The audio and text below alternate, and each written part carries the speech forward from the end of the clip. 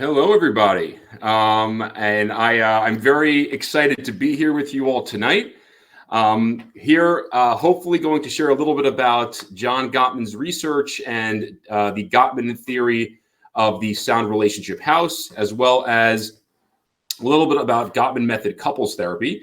Gottman method couples therapy is one of a couple of the major players in the space of couples therapy. Some of the other ones are emotionally focused therapy, imago, traditional behavioral couples therapy. The Gottman method is one of the evidence-based approaches to working with couples, and based on the 40 plus years of research that doctors John and Julie Gottman have done. They have a laboratory in Seattle where they have studied couples, studying body language and facial expressions and the kind of verbal language that couples use. And they've, based on all this research, compiled a model to approach how to engage with couples in couples therapy and to address some of the challenges that couples may experience. But they also, quite importantly, have structured a conceptualization model for us to understand not just how to approach working with couples who are in distress and working with couples to navigate challenges that may show up, but also how do we understand the healthy functioning of a relationship? How do we understand the structure of how relationships get built?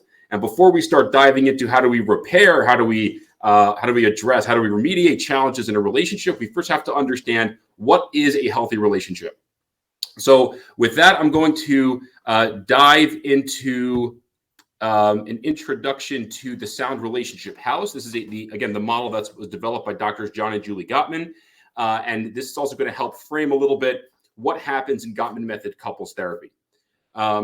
So just to begin, some of the objectives, some of the goals of what I'm hoping to cover in the talk tonight is, first of all, to understand what the structure of healthy relationships are. How do we understand, how do we conceptualize what a healthy relationship is?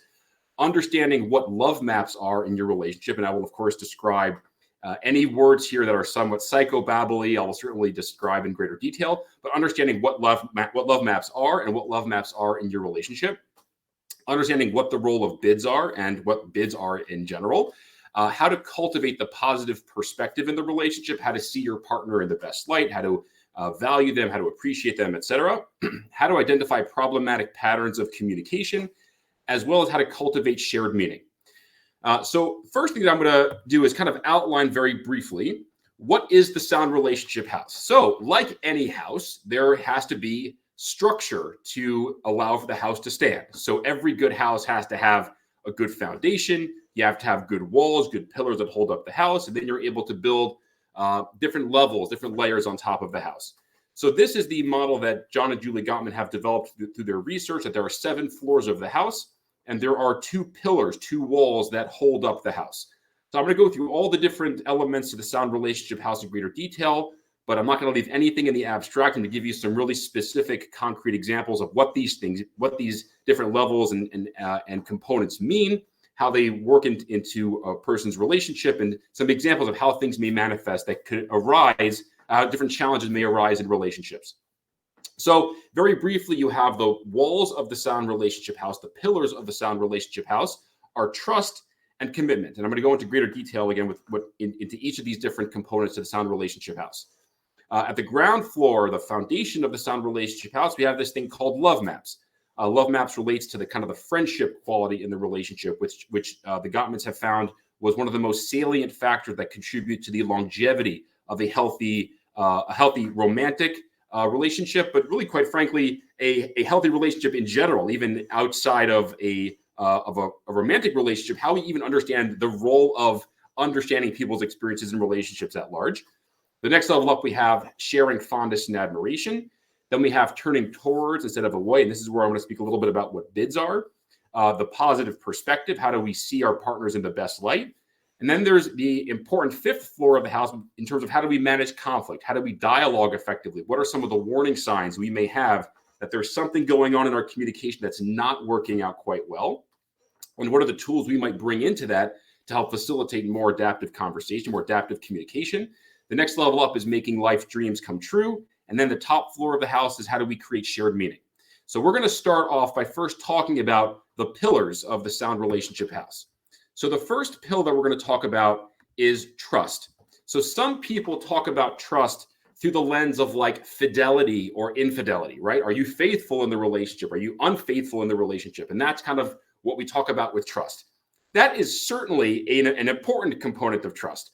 Other kinds of trust people may talk about are things like, if I say I'm going to the store, do you trust that that's really where I'm going? So it's kind of like an element of belief, an element of honesty in the relationship. So that's certainly also another kind of trust that's important in a relationship. But this is not the kind of trust that the Gottmans talk about in this model. What does trust mean here? Trust is trusting that one's partner acts and thinks in ways to maximize the other's benefit. Put simply, I trust that you are here because you want what's best for me, and I want you to trust that I'm here for what's best for you, that we have our best interests at heart, that I don't have nefarious, malicious intent. I'm not here to stab you in the back. I'm not here to undermine you. I'm here because I want to be here, and I'm here because I want what's best for you. That's the core component of what trust means.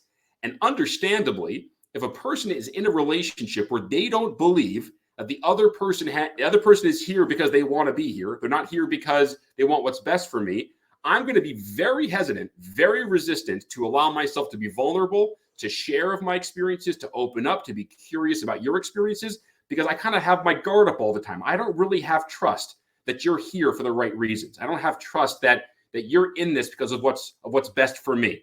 You're in this because you're selfish, you're narcissistic, you have your own intentions at heart, not what's best for me. And the other person should feel that I have those same intentions of wanting what's best for them. So when you have this shared experience of trust, you will now create a powerful source of support and safety in spaces of vulnerability, because I trust you're here for me and you trust that I'm there for you. So how do we build that trust in a relationship? And so this is a question of how do we build that trust in a relationship in the first place? But critically, how do we rebuild that trust when that trust is rattled, and that trust is shaken, and that trust is broken? So the way of building trust, the acronym that the Gottmans use is ATTUNE. So the A is awareness. Am I aware of my partner's experiences? Are we in touch with what's going on in each other's lives? Are we turning towards each other? Am I engaging with you? Do I respond to your bids, your need for affection or attention or nurturance? Am I turning towards those bids? Am I showing you, I'll show up for you, I'll be here for you in a way that shows you I have your best interests at heart? Is there tolerance in the relationship? Am I accepting? Am I open to who you are and what's going on in your life? Is there an understanding? Are we on the same page in terms of what each of our individual needs are and what each of our individual experiences are? Then there's non-defensive responding. Do I receive the information that you're sharing with me, or do you find that I'm pushing it away? If I'm receiving it, I'm showing you I'm here for you. I'm here because of what's best for you. And then E is empathy. Can I feel, even in just a small way, what you're feeling? Can I feel a small part of the emotion that you're feeling? And this attunement, this process of attuning, this process of building trust is fundamentally accomplished through the art of intimate conversation. What does that mean, the art of intimate conversation? So we could break conversation down to kind of two core elements. We could think about the topical level of conversation. I call this the content in conversation, right? Where are you from? What do you do? How was your day? So I'm asking kind of content-based questions. But then there's pulling down, and you're asking more emotionally focused questions. So if I ask somebody, what do you do for a living? Which is a common question people may ask, let's say, when they're dating. What do you do for a living? That's a topical, content-based question. What is a more intimate conversation that follows? We start pulling down. Why did you choose that as your profession? What values are important to you that made you want to do this? And now we are getting past the content and we're pulling further down into this more intimate, more emotionally focused, the more emotionally engaged conversation. In that space, in those conversations, this is where trust is built, because you're showing a person your vulnerabilities. You're openly and curiously engaging in the other person's experience of vulnerability, and you're building this relationship where I am showing up for you. I'm here. I'm invested in what your needs are. I'm here to support, nurture, whatever it may be. And this is really where you build trust, through this art of intimate conversation. And I'll talk a little bit more about this when I talk about love maps. But this is the first major component, the first major pillar in a relationship. Trust is an essential necessity in a strong, healthy relationship. If trust is not present and I'll speak in just a moment about commitment. If trust is not present, this is the first area we go to. We don't work on any of the floors in a meaningful way if trust is not intact, because if we are, you're building floors over air. There's nothing to build the floors on. So you really have to make sure those pillars are intact to hold up the rest of the house. Okay, the next of the pillars is commitment. And commitment, like the word implies, is, are you invested in the relationship? And are you invested in this as a lifelong journey? Are you cherishing one partner's positive qualities? And are you nurturing gratitude that you have for your partner? Commitment really speaks to the question, do you have 2 feet firmly in the relationship? Are you here? Are you invested? Are you committed? Right? So if you are 1 foot in the relationship and 1 foot out, if you're thinking about divorce, you're thinking about leaving, you're thinking about, life is better elsewhere, you're not fully committed, you're not really going to be able to show up for the other person in the same way. Trust is often seen as a feeling, while commitment is seen more as a doing. So I feel trust, but I act in a committed way. Am I showing up? Am I engaging? Am I invested in the relationship? So this is what we talk about when we talk about showing up for a partner through thick and thin, that you're there for them no matter what. On their best days, on their worst days, you are there for them through it all. Commitment in many ways often follows trust, because for a person to say, I have 2 feet firmly in the relationship, I'm committed, I'm invested, I'm here, I have to have the trust that you are in this for the right reasons. If I don't feel you're in this for the right reasons, I'm not going to jump in with 2 feet and say, oh, I'm here and I'm committed, because a part of me feels like I don't want to be that vulnerable. I don't want to be susceptible to potential damage, potential risk, potential harm, potential pain. So if trust is not intact, it's very difficult for commitment to be intact.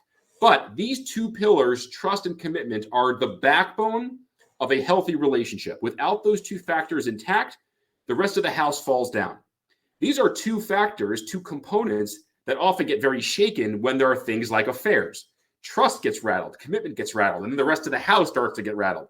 So these are things that we may focus on in couples therapy if there has been issues of infidelity or breaches of trust, or anything that kind of rattles or shakes the sense of commitment and trust in the relationship. But these are the 2 pillars without which the rest of the house can't stand.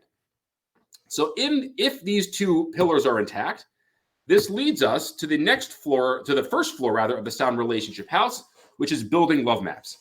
Put very simply, love maps are your internal working model of the other person's experience. So imagine that you have inside your mind a neural network. Now, the first time you meet somebody, it's your first date, it's a blind date, you have no awareness, no knowledge of the other person. Your neural network of the other person is blank. There is no information there. And then you start asking questions. Where are you from? What kind of family did you grow up in? Where do you go to school? What do you do for a living? Where do you live now? You start asking questions and you start filling in that neural network with information of the other person. So a love map effectively is your internal working model of who the other person is. Do I understand who the other person is? And there's different levels through which love maps can operate.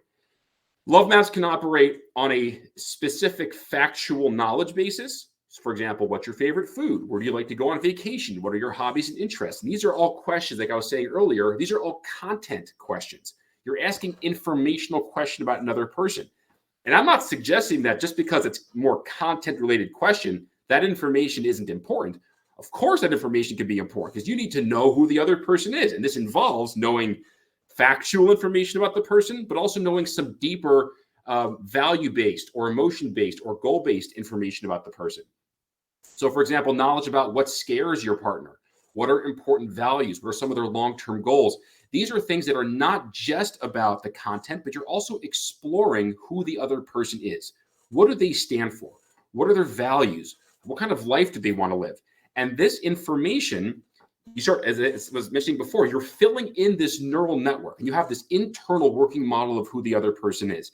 And this is where you sometimes hear things like, someone will say about their spouse, oh, like he or she, is not going to like this kind of event, this kind of activity. Well, how do they know that? Because they have this internal working model of who the other person is. They have these prior experiences to draw upon, to which they can say, this is the kind of thing my spouse likes. This is the kind of thing my spouse doesn't like. And that internal working model is the foundation of the friendship in the relationship.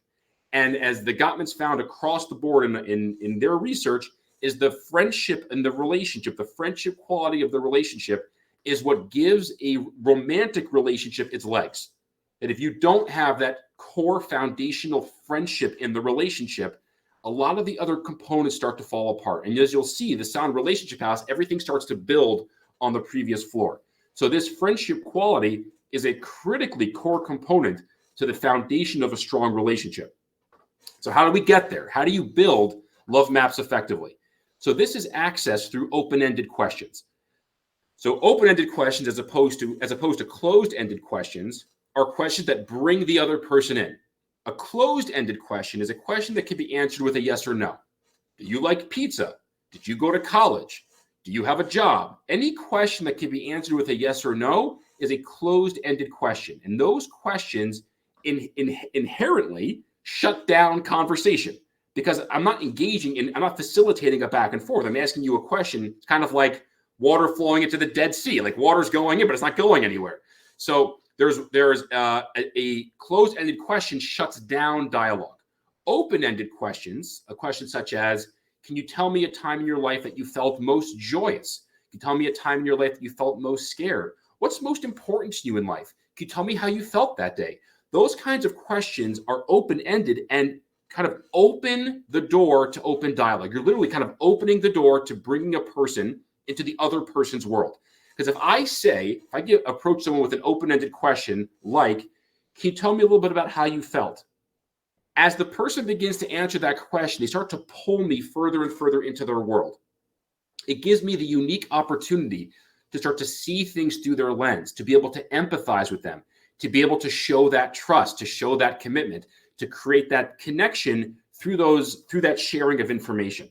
And this is accomplished through non-agenda driven curiosity questions. So what does that mean, non-agenda driven? Well, an agenda-driven question, agenda-driven curiosity is kind of how a detective or an investigator or an interrogator asks questions. So what were you doing in the store after it closed? What were you doing in there? Like, I'm asking that question with the full knowledge of what happened. I'm asking that question to get you to admit to something. There's no curiosity in that question. There's a clear agenda in that question. I'm trying to accomplish something very specific. What is non-agenda driven curiosity? I'm just here to learn something. What did that feel like for you? What memories does this relate to, and how far back does this feeling go? What's most important to you or most upsetting to you about what happened? I'm asking questions. I just want to understand. And what you're likely going to find is that curiosity drives the building of love maps. Because when I'm curious, I want to know more. I want to ask more. I want to be drawn more into your world. And this fills up that neural network where I now have this working idea, this working model, this working representation of who the other person is. So this, as love maps, is the foundation of a healthy relationship and the foundation of the friendship in a relationship. And these are things that many couples already do naturally, asking each other questions about each other's experiences, but are things you can facilitate. John Gottman has, they have an app you can download in the App Store, in the Google Play Store. It's called the Gottman Card Decks. And it's basically I think 7 or 8 different categories of questions, just questions. And you sit and you ask each other questions and you just learn about each other. And through that process of learning about each other's experiences, you are building that connection, you are building that friendship. And this becomes the foundation as you move up to the next floor of the sound relationship house, which is sharing fondness and admiration. So fondness and admiration, or sharing fondness and admiration, is quite simply one individual's ability to express to their partner the things that they do that you are fond of and that you admire. It's really that simple. And it's an expression of this fondness and admiration. So this expression of fondness and admiration promotes affection as limerence declines. Limerence is usually the first 1 to 2 years of a relationship is kind of the falling in love stage. And it's, that's where you have like the butterflies and there's more natural excitement and enthusiasm. You're kind of exploring something new and there's this real excitement. That's kind of the falling in love space. But as that limerence begins to wane, usually at about the 2-year mark, which fits quite neatly with what the honeymoon phase typically is the expression of fondness and admiration facilitates affection. Because as I share with you the things you do that I admire and that I appreciate and that I value, I'm kind of forcing myself to say, boy, this person's great. Like, look how much I rely on them. Look how important they are. Look how much they do to make my life better. And if I'm hearing about all the things that I do that make your life better, the things that you value and appreciate in me, it makes me want to connect even more.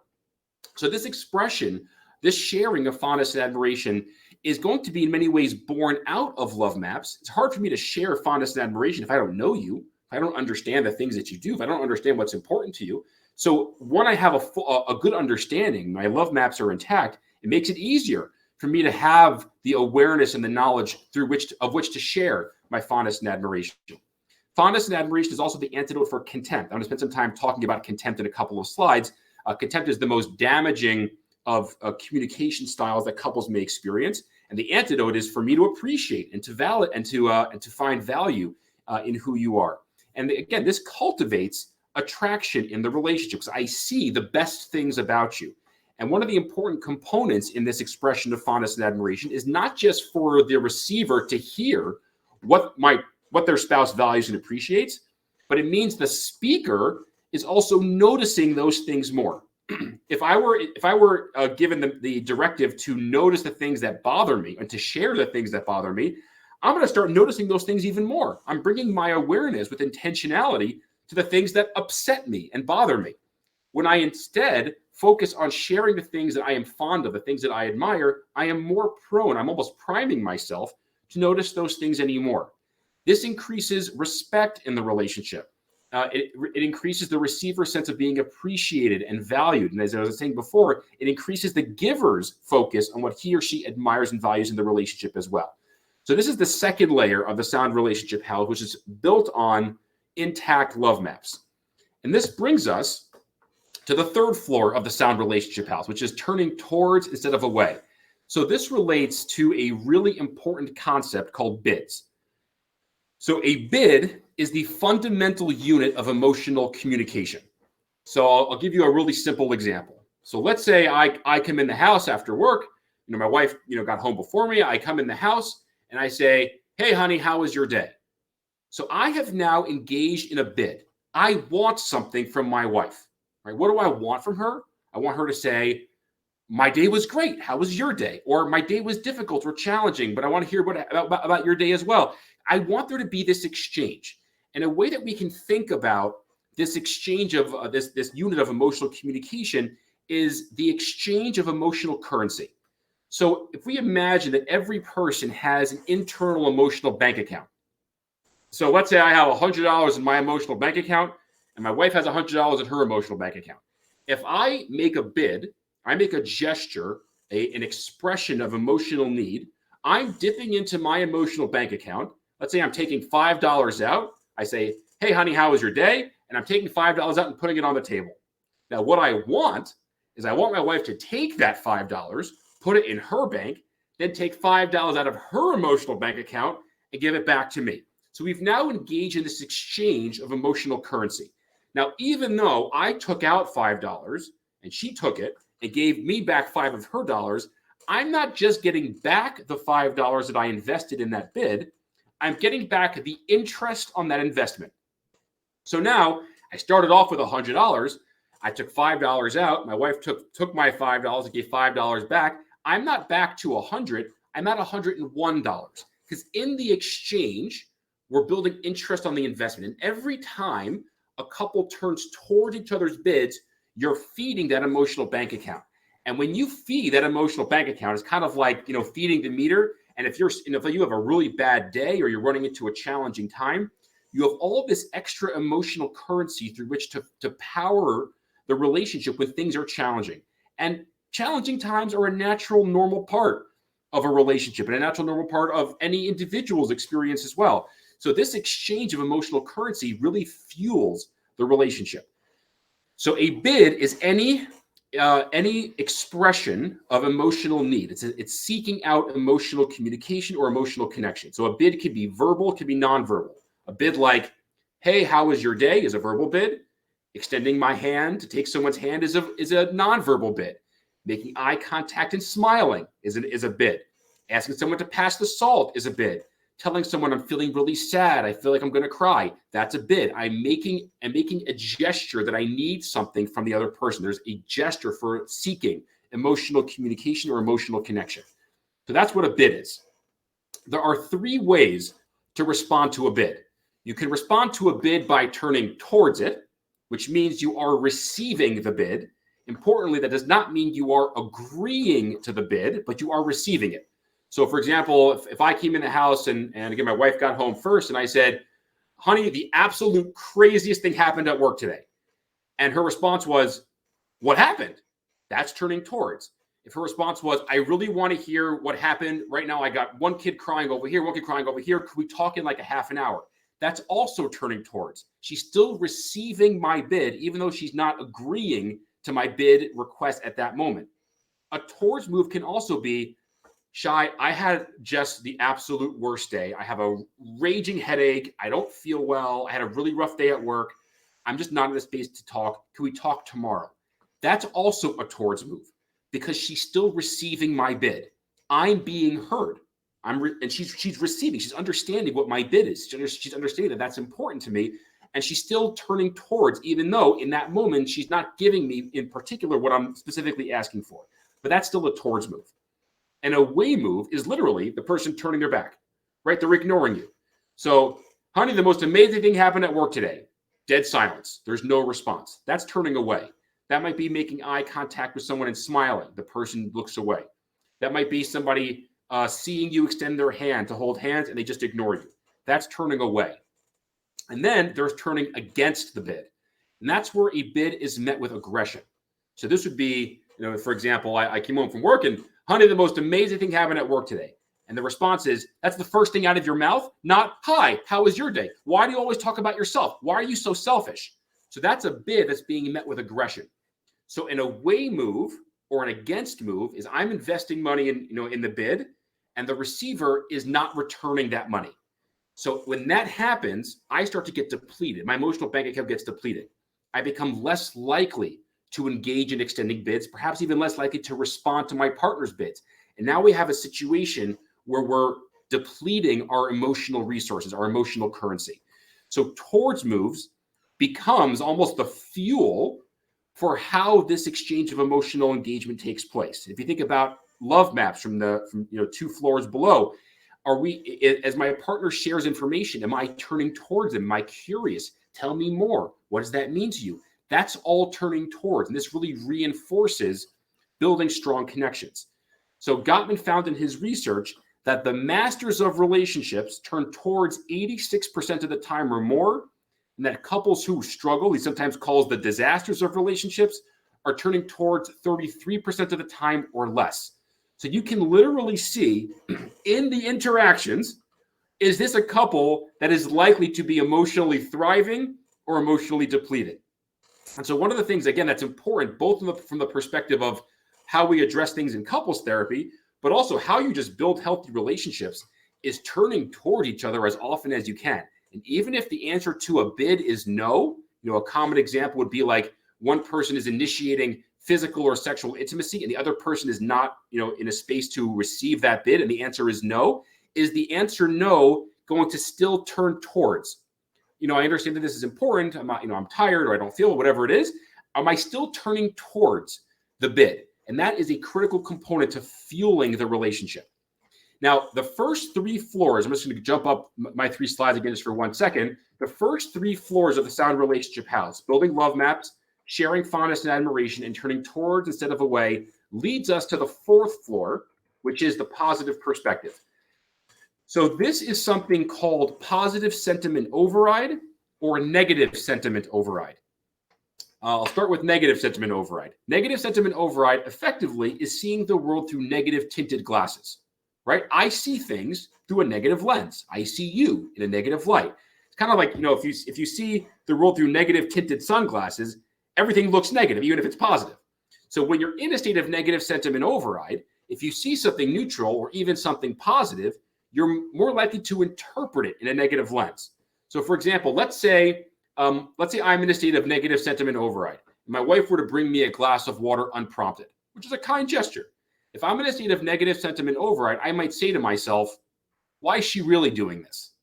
Well, there's got to be some ulterior motive. She's not nice. She's not kind. She's not selfless. There's a reason she's doing this. She's probably going to ask me to do her some kind of favor. She's trying to butter me up, right? So that's negative sentiment override. I'm seeing something through this negative lens. What's positive sentiment override is the exact opposite. Is I'm seeing the world through positive tinted glasses. So, for example, if something neutral or even something negative happens, I'm more likely to see this through a positive lens. So let's say someone says something negative. Let's say something aggressive or sharp or not unsympathetic to the other person. If they're in a state of positive, the other person is in a state of positive sentiment override, their reaction might be, oh boy, something really upsetting must have happened. This is so unlike them. Maybe something they're upset about something, or they're overwhelmed, they're not feeling well. This is so uncommon, so unlike them. You're seeing them through a positive lens. Positive sentiment override and negative sentiment override cannot be directly manipulated. I can't tell someone, just be more positive. Just see this through a positive lens. You similarly can't tell someone, just be more negative. Just see this through a negative lens. It's a natural byproduct. It's a gimme. It's a free giveaway of intact love maps, sharing fondness and admiration, and turning toward each other's bids.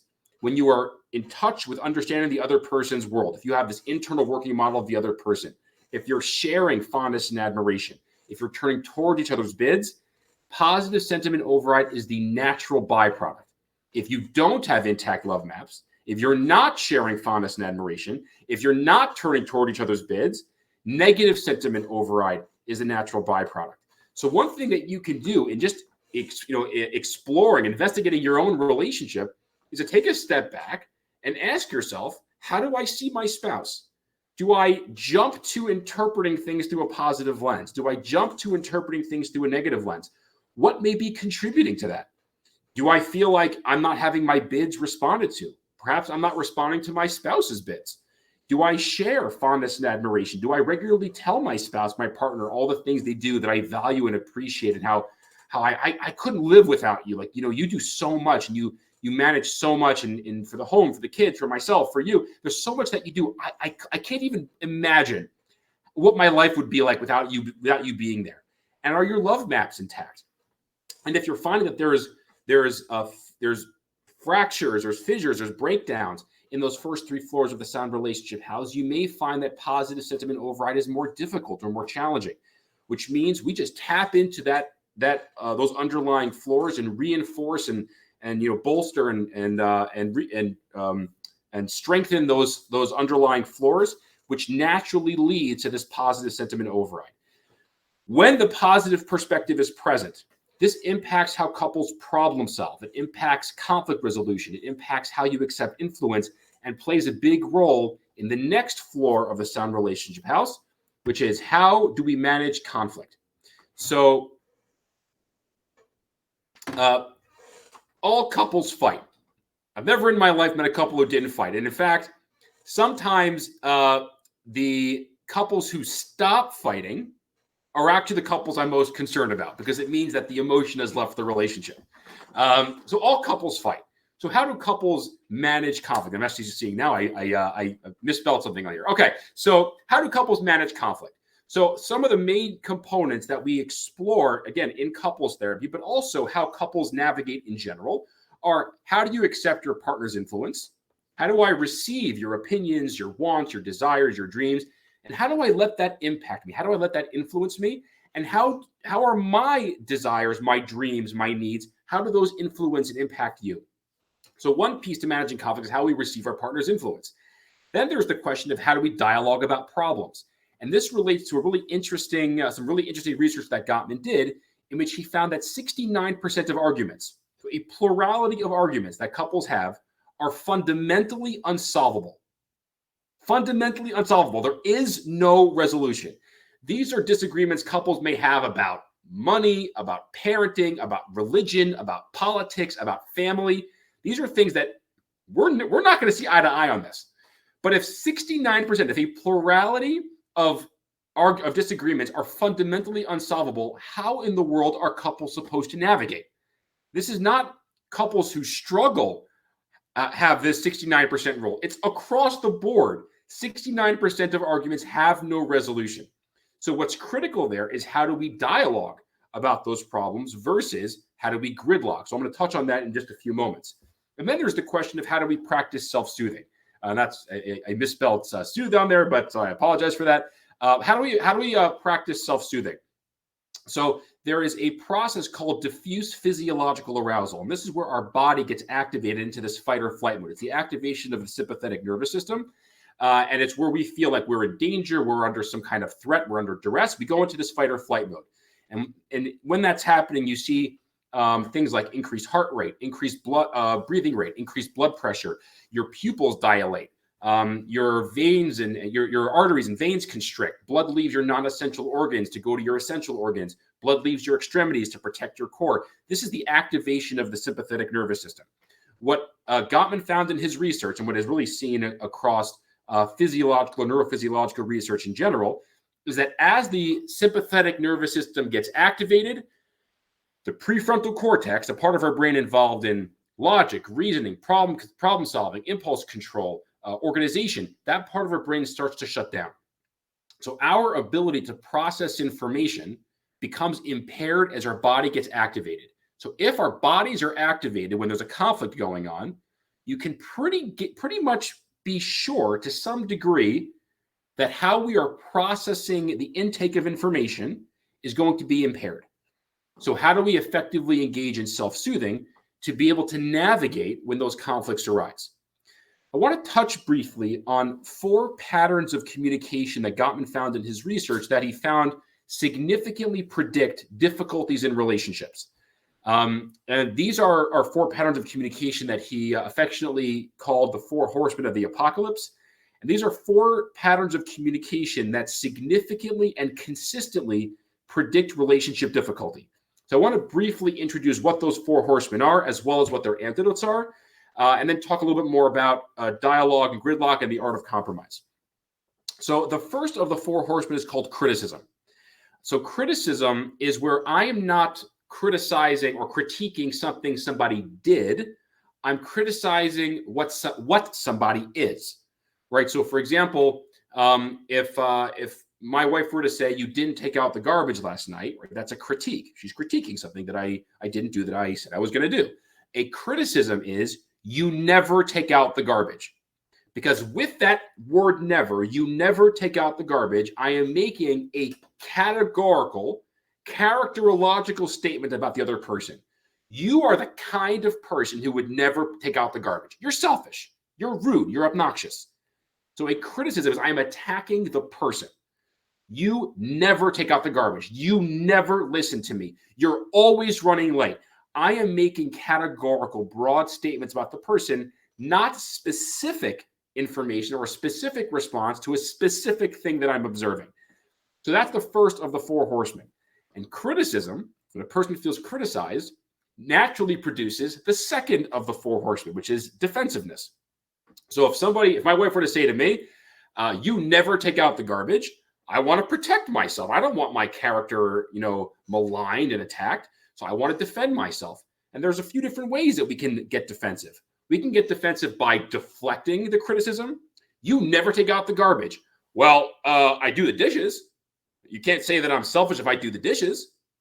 So I'm deflecting the criticism by saying, well, I'm bringing other evidence to support that your assertion is incorrect. So I can deflect the criticism. I can also flat out reject the criticism. You never take out the garbage. Yes, I do. I took it out last Thursday. I'm just rejecting your criticism. Or I can reflect the criticism back to this criticizer. You never take out the garbage. Well, you never fold the laundry. And now we have a back and forth. Now, all of those different kinds of defensiveness, deflecting, rejecting, or reflecting, all serve to increase the criticizer's need to criticize. You never take out the garbage. Yes, I do. So now the criticizer feels I'm not being heard. My criticism is not landing. So the criticizer has to amplify either the volume, how loudly they're criticizing, or they have to start bringing additional evidence. Oh, yeah? You said you do? Remember this time where you didn't? So the criticizer has to amplify the criticism, which means the defensive person has to amplify their defensiveness. So now we have this pattern where you have this feedback loop where each person has to amplify until eventually we have interruption. So those are the first two of the horsemen, criticism and defensiveness. The third of the horsemen, the one that by far is the most damaging of all, this is the one that Gottman found most significantly and most consistently predicts divorce, is contempt. Contempt is where I am seeing the person from a position of moral superiority. I am looking down at you. I don't see you as an equal. I judge you. I'm looking down at you. You're less than. You're stupid. You're incompetent. You're inept. I don't see you as an equal. And a part of why that's so damaging in a relationship is there's no partnership anymore. This person doesn't feel like they're on the same team. They're either trying to live up to this other person's expectations, but they can never really catch up. And this person doesn't approve or accept of the other person. They're judgmental, they're critical, and they're contemptuous of the other person. So how might this sound in practice? So criticism might be, you never take out the garbage. Contempt might be, look at you, you're a disgusting pig. What's wrong with you? Who does that? Who lives like this? You're an animal, right? So now you can hear the additional layer of what this contempt looks and sounds like. Is I'm pushing you down. I'm subjugating you in certain ways. I don't see you as an equal. And this is where you sometimes see things like people rolling their eyes at their spouse, or swearing or cursing out their spouse and saying like, you're like, you're an idiot. You're a moron, and speaking very negatively, not about a specific thing they're upset about, but about the person, about the character of the person. So contempt is a very, very damaging component in how couples may engage in conflict, and is the first area of focus in couples therapy if contempt is present. This is the first one we try to tackle. So the first three horsemen we have here are criticism, defensiveness, and contempt, which leads us to the fourth of the horsemen, which is stonewalling. Stonewalling happens when that diffuse physiological arousal that I was speaking about before, when your body gets fully amped up, your heart rate's going up through the roof, breathing rate's up, you're sweating, you're getting hot, you're trembling, you're shaky, you're so activated, your brain basically says, I'm out and I'm shutting down. And stonewalling is literally, I am not responding to you, I'm not looking at you, I'm not talking to you, I'm just putting up a wall. And so stonewalling shuts down dialogue. Stonewalling prevents the person who's on the receiving end of, let's say, a conflict to be able to share what their needs are, what their experiences are. But stonewalling will also prevent them from being able to receive the speaker's experience. So what you have is a shutdown of communication. So these are the four patterns of communication that Gottman found in his research that significantly predict difficulties in relationships.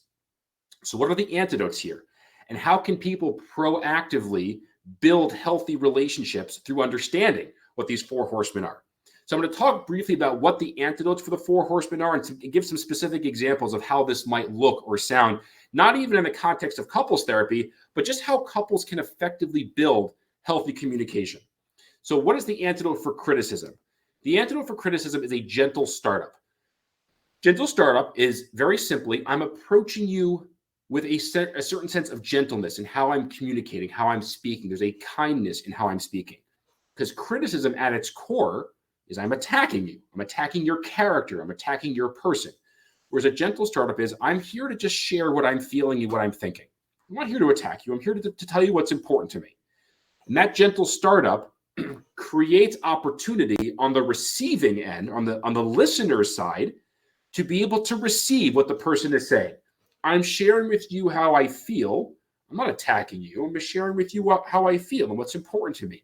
I'm not raising my volume and pointing my fingers and starting my sentences with you. I'm approaching you gently, and I'm describing things using these I statements and telling you how I feel and what I want. So this gentle startup naturally cuts down on criticism, because criticism kind of needs that emotional intensity to come across effectively. The gentle startup is I'm approaching you with a gentleness. And even if I'm upset, even if I'm hurt, I'm still able to approach you through a kind, compassionate manner.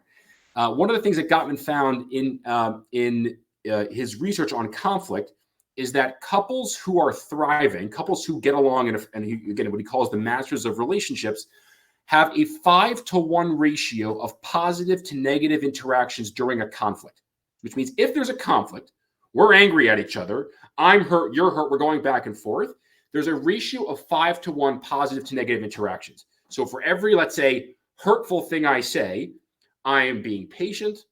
I'm making eye contact. Maybe I'm using humor. Maybe I'm reflecting back what I'm hearing. I'm being empathic. So there you have that 5-to-1 ratio. If I'm not mistaken, the ratio when there's not a conflict, if I'm not mistaken, is 13-to-1. But don't hold me to that. I may be mistaken about that specific statistic. But when there's conflict, the ratio is 5-to-1. What Gottman found in couples who are, again, what he called the disasters of relationships, the people who are struggling, the ratio was 0.8-to-1. So you basically had a 1-to-1 ratio of positive and negative interactions when there was conflict that was taking place. So this gentle startup really helps facilitate building those positive interactions into a conversation when what you have to share is emotionally laden, it's painful or upsetting or difficult for you. The antidote for defensiveness is taking responsibility. Now, what I always say to couples and when I teach about Gottman is we don't talk about taking responsibility when there's any kind of emotional, physical, or sexual abuse that's taking place.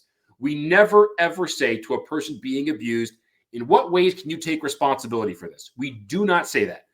Where we do talk about taking responsibility is in every interaction, in every conversation, in every conflict, there are two sides to the story. There are two narratives. There are two people who are holding on to the rope and they're playing this tug of war. So in what way can I own my part of the interaction?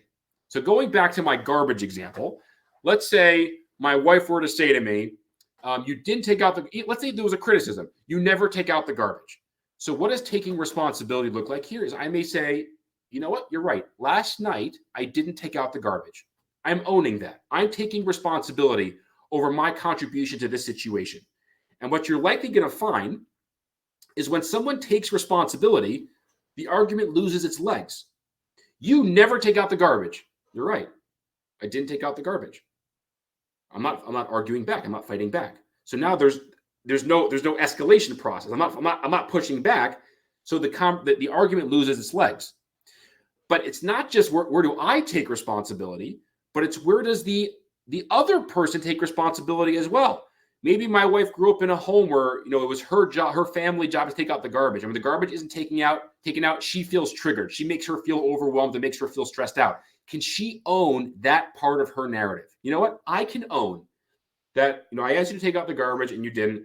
I can own that my level of frustration at that is about me. That's a part of my narrative, a part of my history, a part of my story. I can own that part of that responsibility. And when each individual takes responsibility during a conversation, when each person is able to own their perspective, their narrative, their story, their history in an interaction, it naturally de-escalates defensiveness because I'm owning my part of the story. You're owning your part of the story. And this means we're not engaging in this pattern of escalation. We're just dialoguing about what our observations are. So the antidote for defensiveness is taking responsibility. The antidote for contempt, and this has actually evolved recently in Gottman's literature, but the antidote for contempt is building a culture of appreciation. This relates to that positive sentiment override, the sharing of fondness and admiration. Part of how this evolved is even though that's the goal of the antidote for contempt, you can't just tell someone to build a culture of appreciation. It doesn't work that way. Or you can't just tell someone, just be more appreciative and you'll feel differently. So the way that we get there is through descriptions of my need, not descriptions of what you're doing. So instead of saying, I'm using this garbage example for tonight, but let's say that you never take out the garbage as the example that we're working with. Instead of you never take out the garbage, I would describe my observation and I would describe my need. I'm feeling frustrated. I'm feeling upset because I asked the garbage to be taken out and I'm not feeling like I'm being heard. In no part of that sentence, in no part of that statement, am I directly commenting on you. I'm not saying what you did or didn't do. I'm not saying what's wrong with you or how you've wronged me. I'm describing what I feel and I'm describing what my needs are. It's really important to me that I have support in the home, and that involves taking out the garbage. It's really important to me. And when you engage in the genuine expression of these needs, you're opening the door, potentially at least, to engage in an exploration of love maps. You know what? I this is really important to me. To feel like I'm being heard and to feel like my needs are being met. Well, can you help me understand like what happened here? What did this feel like for you? And what about this for you was difficult or upsetting? You're creating an opportunity through using those I statements to engage in effective dialogue about the experience. And that allows for the building of culture and appreciation because people don't feel like I'm being looked down at. And fundamentally, the antidote for contempt is for the person to be an equal. I don't look down at you. I don't push you down. I don't subjugate you. I don't insult you. You're an equal. You're a partner. And to build that culture of appreciation, I have to talk less about what you're doing and more about what I'm feeling and what I need. And that expression allows for the engagement of dialoguing about these needs and building this culture of appreciation. The antidote for stonewalling is self-soothing. So self-soothing is how do I own my own physiological response? So if I am activated, my heart rate's through the roof, my blood pressure's up, I'm breathing heavily, I'm sweating, I'm shaking, I am full-blown fight or flight mode. There is nobody else who can self-soothe me for me. That is my unique responsibility. What do I do to self-soothe? And that may be things like doing some mindful breathing, doing some muscle relaxation, going for a jog, going to get a glass of water, listening to a song, something that for me kind of slows me down. And that is my unique responsibility to self-soothe when I am activated. And there are effective ways of doing this, and there are ineffective ways of doing this. So one of the things that I talk with couples about all the time is what it means to take an effective break. So if you're in a space where you're flooded, you're activated, you're not in a space where you can engage in effective conversation and effective dialogue, I have to remove myself from the conversation. I'm not in a space where I can hear what you have to say. I need to give myself what Gottman found in his research is a minimum of 20 minutes to let my body kind of slow back down. And during that 20 minutes, I'm not going to, ruminate or hyper focus on the conflict. I'm going to engage in a different activity. I'm going to kind of give my mind a little bit of a break, and then I'm going to bring myself back. So if you're taking a break for 20 minutes, or if you're taking a break for 5 or 10 hours until you feel you're in a space to engage in that effective conversation, that effective communication, that's effective self-soothing. And for you to be able to dialogue effectively, your mind and body has to be in a space where you can communicate what your needs are and where the other person can receive. And you as a communicator as well can also receive what the other person's needs are. So these are the 4 horsemen and the 4 antidotes: criticism, defensiveness, contempt, and stonewalling, gentle startup, taking responsibility, building a culture of appreciation through describing your needs and wants, and then engaging in effective self-soothing. So this all facilitates and contributes to how we engage in dialoguing about perpetual differences. Are we able to dialogue, or are we gridlocked? If I'm gridlocked, I'm not receiving my partner's influence. I'm just seeing things through my lens. I'm not being curious about the other person's experience. Effective dialogue, and in many ways the art of compromise, is going to be predicated on I am temporarily suspending my agenda. I'm suspending my agenda to approach you to understand your needs. I'm here just to learn. Help me understand, what about the decision to send to this school versus this school? What about that is so important to you? What is it you think about going to this school, and what gets stirred up for you there versus this school? Like, help me better understand what this is like for you. Even though I may want school A, my wife wants school B, we're still going to dialogue. I want to understand your experience. And in the art of compromise, we are identifying areas where there's flexibility. And we're going to have some areas where there's core, concrete values where we may say, I am unwilling to waver on this. There is no negotiation about this core value, this core need. But here's the area where we can talk, where we can dialogue, and we're engaging through these antidotes. Again, you can proactively utilize these antidotes, not just waiting for the four horsemen to show up. Utilizing these effective communications tools and skills to effectively communicate and compromise about our needs. So this brings us to the next layer. And we're running a little short on time, so we're going to kind of jump through the next 2 layers of the Sound Relationship House. The second to top floor, the 6th floor, is making life dreams come true. What are yours and your partner's life dreams? What do these dreams mean? How do you work together to actualize those dreams? What are some of the short-term, medium-term, or long-term dreams? And these are goals or dreams that are tapping directly into subsequent levels of the sound relationship house. You can't really know what your partner's life dreams are if you haven't engaged in building love maps. You have to understand who that person is. You have to engage in the effective dialogue about those needs, and how are you curious and compassionate and open, asking those open-ended questions to better understand your partner's experience. This also involves an individual process of exploring your own goals. I need to understand what's important to me to be able to approach my spouse and say, I want to understand what's important to you, so that we can engage in this exchange of ideas, this dialogue. And this, in many ways, is what contributes to some of the reward that couples experience as they continue to work together to build on some of their goals and some of their dreams, or building, let's say, foundational elements of their long-term goals. If it's the kind of family you want to have, where you want to live, the religious values you want to live by, how do we understand each other's dreams, and how do we nurture? How do we feed into those dreams? How does my understanding of my partner's dreams impact how I engage with them in the things in their life that's important to them? So this is the second to top floor of the sound relationship house, and deals in a little bit more of a pragmatic, practical way. What are the things we want together? What's the life we're going to build, and what are the dreams here that are important to us? The top floor of the sound relationship house is creating shared meaning.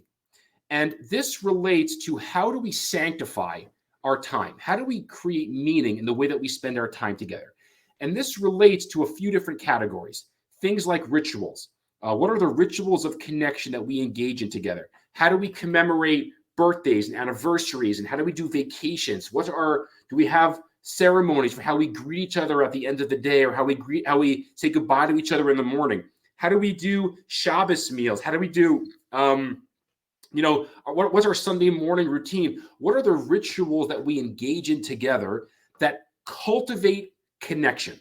And again, this is going to be something that in many ways is predicated on many of the earlier floors of the sound relationship house. Do I understand my partner? Do I have intact love maps? Do I turn towards each other's bids? Is trust intact, or is commitment intact? And this allows people to create these kind of moments in their shared time together, through which they're fueling and feeding each other through these rituals of connection. What are the roles each person plays in their relationship? And how do you engage in your roles with intentionality? And how does this imbue purpose into the behavior? I'm not doing things by rote. I'm not doing things on autopilot. I'm doing these things because this is an important role that I want to play. What are the values that I want to live by, and how I interact with my significant other? So what are some of the roles in how this contributes to our experience of shared meaning? What are some of our goals? And this relates again to the previous slide, but how do we build our shared meaning through our pursuit of our goals? And what do certain symbols mean in our relationship? What does home mean? What does sex mean? What does money mean? What does Shabbat mean? What do these symbols mean in our relationship? And how do we create a partnership around the purpose we see in these values, the purpose we feel in our engagement of these values?